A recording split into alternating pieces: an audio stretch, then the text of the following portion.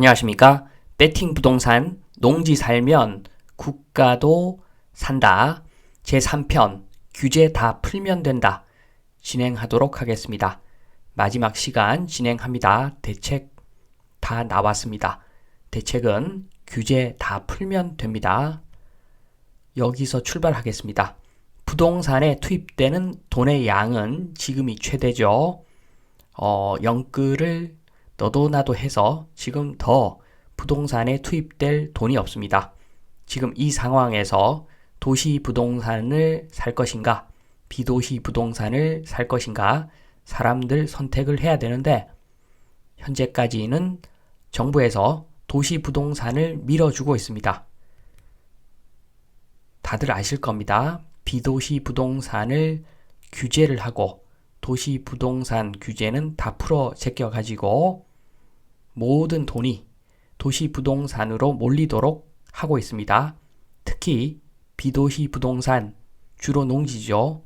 이 농지에 가해지는 압박, 경자 유전, 그리고 농막까지 규제를 해서 비도시 부동산 사고 싶지 않게 만들고 있는데, 요렇기 때문에 비도시 규제 강화로 지방 인구 소멸도 촉진시키고 있는 것이 지금 현실입니다.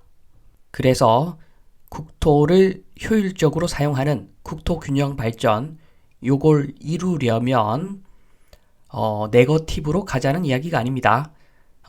비도시 부동산만 규제를 풀어주자, 요런 이야기입니다. 도시 부동산 규제 다시 하자, 이런 이야기 절대 아닙니다. 비도시 규제 전면적으로 다 풀어버리면 국토균형 발전 요거 해결됩니다. 돈이 모이는 곳에 사람이 조금이라도 모이게 되어 있죠. 비도시 부동산 다시 투자할 메리트가 있는 물건으로 만들어주면 됩니다. 국토균형 발전을 이룰 수 있고, 그리고 추가로 도시 부동산 문제가 많죠. 너무 고평가죠. 요거 조금 가격을 내려가게 만들 수가 있습니다.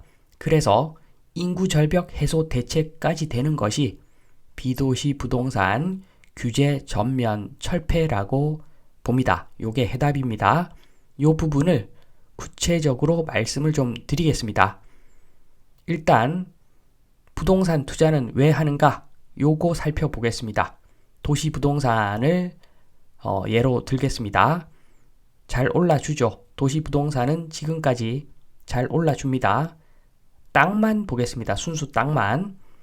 그래서 도시의 땅을 산다. 그러면 연간 상승 금액이 6% 정도 이렇게 가정을 하겠습니다. 지금 나와 있는 숫자는 설명을 위한 가정된 숫자니까 너무 딴지 걸지 마시고 연간 6% 상승하고 있다.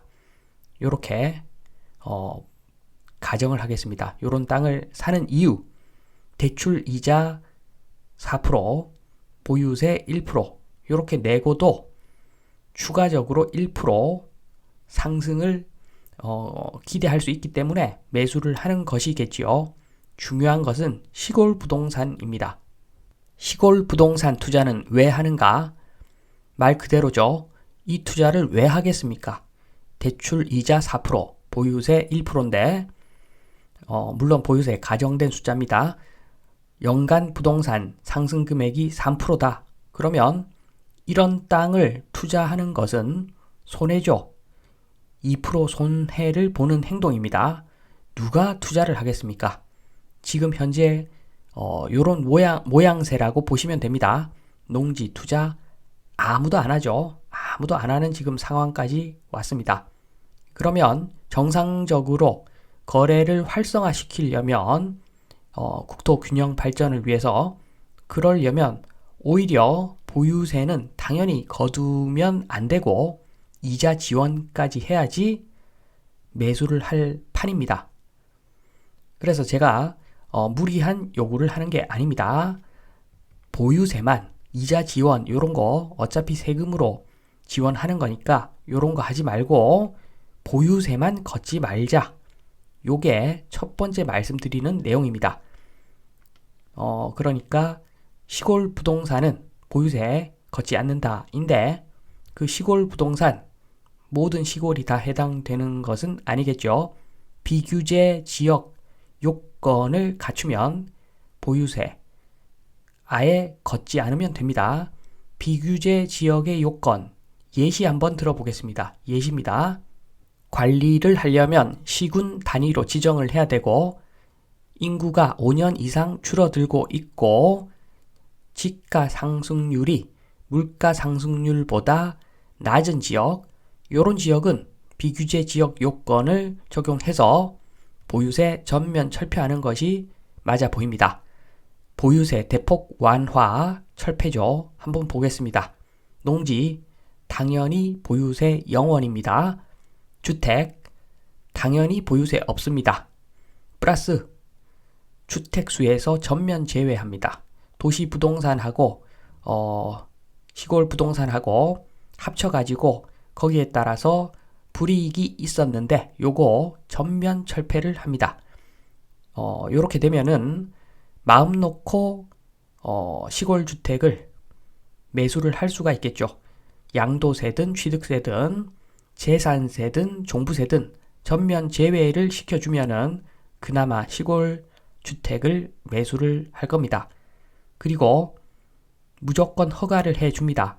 면적 규정 이런 거 적용하지 말고 그러면은 농막 문제는 원천적으로 해결이 됩니다. 지금 이야기되고 있는 농막에 대한 6평이다, 6평이다, 뭐 높이가 얼마다, 다락이 어떻다 이런 규정들은 코미디가 되겠죠. 이렇게만 해주면 농막 문제는 자동 해결입니다. 왜냐하면 무조건 허가니까 6평도 오케이, 50평도 오케이입니다. 소멸지역 부동산에 대해서, 소멸지역 주택에 대해서. 그러면은 농막형 주택을 지을 수 있기 때문에 농막, 구태여 농막 설치할 필요가 없죠. 이렇게 해주면 농막 문제 쓸데없이 지금 농막 때문에 국론이 분열되고 있는데 이렇게 해주면 농막 문제는 원천적으로 해결이 됩니다. 다음은 농지법을 좀 추가적으로 봐야 되는데 일단 농지의 8년 자경 양도세 감면 요것도 사실은 조금 바꿔야 된다고 봅니다. 왜냐하면은 8년 자경 양도세 감면 때문에 거짓 자경 농업인이 양성되고 있죠. 그리고 심지어 지금까지 소작으로 농사 잘 짓고 있는 사람이 쫓겨나는 일도 생기죠. 농지법 경자유전 강화하겠다고 하니까 땅 주인이 놀래가지고 이제 소작 그만하십시오. 어쩔 수 없이 쫓겨나는 그런 사람도 있었죠. 이것이 어떻게 농민을 위한 법이 되겠습니까? 그래서 8년 자경 양도세 감면 요거를 없애버리고 자경을 하든 자경을 하지 않든 보유기간에 따른 양도세 DC 규정을 일괄 적용하면 된다고 봅니다. 뭐 10년 정도 보유만 하면은 양도세 감면 해준다. 양도세는 없다. 요렇게 해주면 8년 제촌 자경 있을 필요가 없죠. 그리고 거짓 자경 농업인도 아마 생기지 않을 것 같습니다. 그리고 추가로 농지의 공익 직불금 문제 요게 살아있으면 거짓 자경 농업인 양성할 수가 있겠죠. 그래서 이 공익 직불금 요거 가라 농업인한테 지불되는 직불금 일종의 세금이 줄줄 새는 건데 그것도 누수를 막아야죠. 농협의 농산물 판매 시 물량 농산물 물량에 비례해서 보조금 지급하면은 요것도 깔끔하게 해결됩니다. 그냥 땅 가지고 있다고 공익직불금 요거 주는 게 아니라 공익직불금은 농사를 짓는 사람한테 주는 것이니까 당연히 농사를 지으면 농협에 판매하는 농산물이 있겠죠. 그래서 최소한의 물량으로 그 규정을 만들어 가지고 그런 형태로 보조금 지급하면은 가라 농업인 없겠죠. 물론 농업인 1인당 한도 금액 있겠죠. 그런데 이 한도 금액은 의무 금액이라고 규정을 해가지고 이 한도를 채우지 못한다. 그러면은 가라농업인일 확률이 높죠. 그런 사람들만, 굉장히 소수인 그런 사람들만 단속을 해가지고 조사를 해가지고 진짜 가라농업인이면 철저하게 처벌을 해야 되겠죠. 이렇게 하면 된다고 봅니다. 그리고 마지막으로 가장 중요한 농지의 경자유전, 농지증 이행강제금 등등 공무원들 시간 투입을 많이 하는 부분이 경자유전이죠. 요거 필요 없습니다. 전면 철폐입니다. 인구절벽 농촌에 세금 낼 인구가 없는데 당연히 공무원 또 줄여야 합니다. 공무원 줄어야 합니다. 그러려면 일이 줄어야 되겠죠. 경자유전 단속은 낭비니까 요거 전면적으로 다 철폐를 합니다. 농지증, 이행강제금, 위원회 요런 거 싹 없애버리고 공무원 또 줄이면 요게 오히려 시골에 도움이 될 것 같습니다. 세금 누수를 차단하는 행동이 되겠죠. 그래서 경자유전 전면 철폐하고 농지, 농용, 농지를 농사용으로만 쓰면 오케이. 작용을 하든 소작을 주든 농지은행에 맡기든 알아서 해라. 이렇게 하면은 끝날 일이죠. 끝날 일이라고 봅니다. 경자유전 철폐까지 하면은 비도시 부동산 문제 해결되고 다시 투자할 사람이 생길 겁니다. 그래서 정리를 하면 국토를 효율적으로 이용하려면 지금 도시부동산 규제하자는 이야기 아닙니다.